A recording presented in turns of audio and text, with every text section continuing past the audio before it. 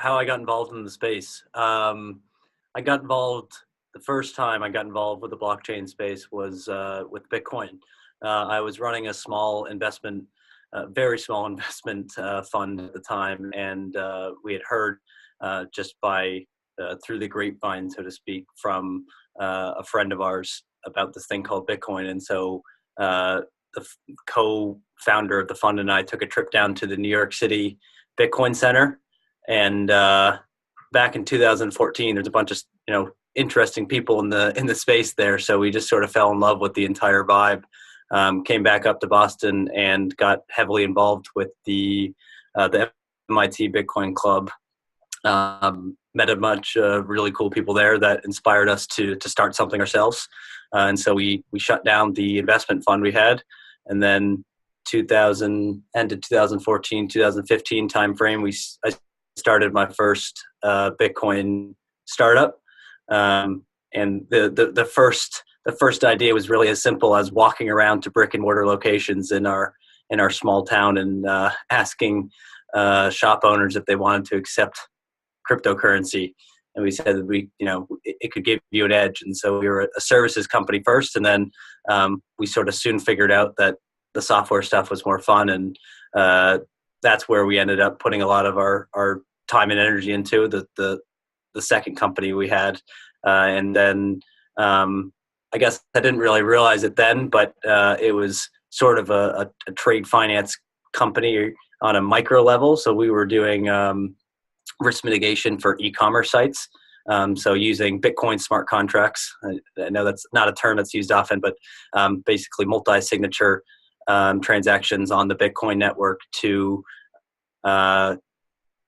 de-risk e-commerce peer-to-peer transactions. So that was sort of what we did for a little while, and then had some venture backing with that, eventually stopped that, and sort of continually got further along into the blockchain as opposed to cryptocurrency world. And then so from there I went and started an enterprise blockchain consulting firm. The idea there was get involved with the banks in the US that at that time didn't really have the time, energy, or resources to invest and do research on a technology as infant as blockchain was at the time, and so we just sort of educated them and brought them up to speed with trends in the market. And then from there, I met Rob Barnes, and I said, okay, I'll come over there for the summer, and then the summer turned into forever because I loved it. And I like I said, I was sort of in micro trade finance before, and then I figured out when I came to TradeIX that I really do think trade finance is going to be the first serious use case for blockchain and cryptocurrency technologies. That's where I am today. I can work here because I was lucky enough to get an Irish passport, so it's sort of nice being back where the ancestors were, I guess. So yeah, I'm now living and working in London full time, and putting college on the side for now, and maybe we'll one day get back and finish my degree, but certainly not while things are as exciting as they are here. I think first of all, it's always difficult to predict the future, but in any adoption of key new technologies, there are sort of at least two core hurdles that you have to get over, and the first is just industry acceptance of the need for the technology, and I think the last year and a half, 2 years have really shown that that is now the case. There's definitely some reluctance from the financial world and elsewhere at first to sort of say, oh, this Bitcoin thing is going to die. It's for drug dealers and nobody else, right? But I think there is now the industry acceptance that the technology needs to exist, or should, and can help the industry.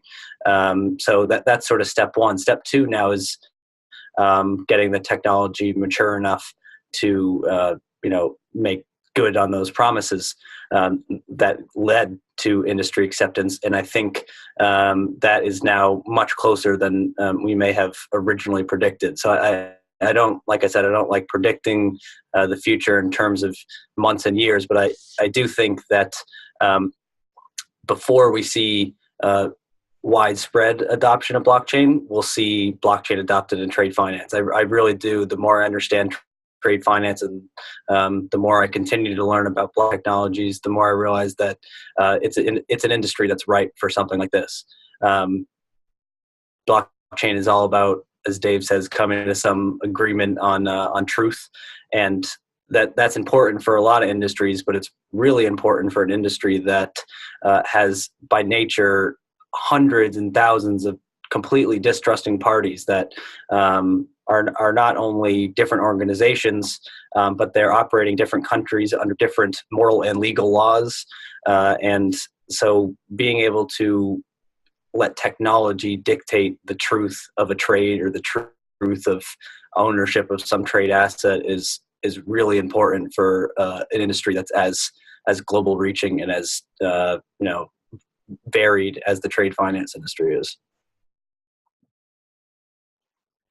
Yeah, I think what interests me so much about working in the blockchain space is that as a technologist, I like to feel like what we're doing has a global impact and really benefits people throughout the world. And obviously some of the technology innovations that we've had in the last 25, 30 years have had profound effects on the globe in terms of giving people access to information, access to education, access to a global economy. But I think that the sort of innovation that we haven't seen in full effect yet, and blockchain is ushering in this new era, is in the financial world.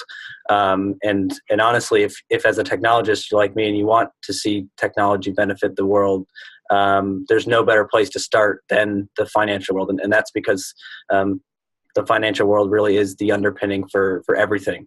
And so, if you can, for example, in trade finance space, make it easier to transact on a global basis, or easier to get, specifically with TradeIX, much easier to get funding, and then therefore easier to transact on a global basis, then you are looking at lifting out of poverty. I think large parts of the globe, and so benefiting the financial world may seem like you're benefiting maybe the bankers that are already making billions of dollars, and they're going to make $1,000,001 next year because we had some effective technology. But I think it's much bigger than that. The first way to answer that question is that blockchain as a technology has done more that benefit technology. I think the seeing a movement like Bitcoin emerge from the bottom up and start to affect companies and global institutions on a wide scale has really changed the general mindset in the financial and beyond, but especially in the financial industry. And I think even the fact that we can now, in Marco Polo, for example, sit around with 20 of the biggest trade banks in the world that have notoriously been extremely competitive with one another, but can now come together to try to together address issues that exist in the market.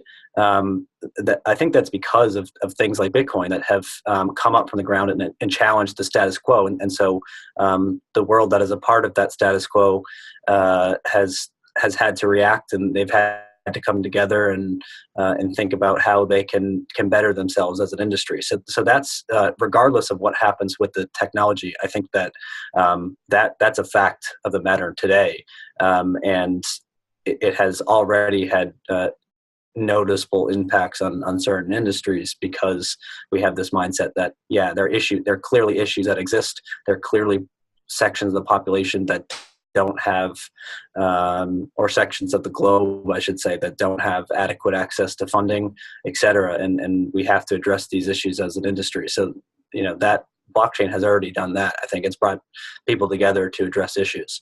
But from a personal perspective, I do think that 10 years time, not knowing a single thing about cryptocurrency or blockchain technology more broadly would be akin to not knowing how to send an email today. And I'm not trying to over exaggerate that, but I do think that it has a potential to revolutionize most industry, and being totally blind to that would seem weird in 10 years. So, stupidest question I've ever been asked, probably all about Satoshi, the one and only Satoshi founded Bitcoin.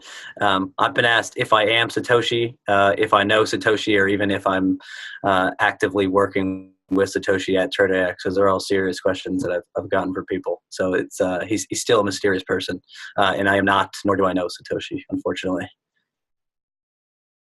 I spent a lot of time in my early Bitcoin days at MIT working with the MIT Bitcoin Club and the digital currency group there. And I think I would really like to see more universities and more research institutions take after MIT, because I think MIT has started to figure out that it's going to make an impact. Cryptocurrencies and blockchain is going to make a global impact, and as global thought leaders, they want to help drive that.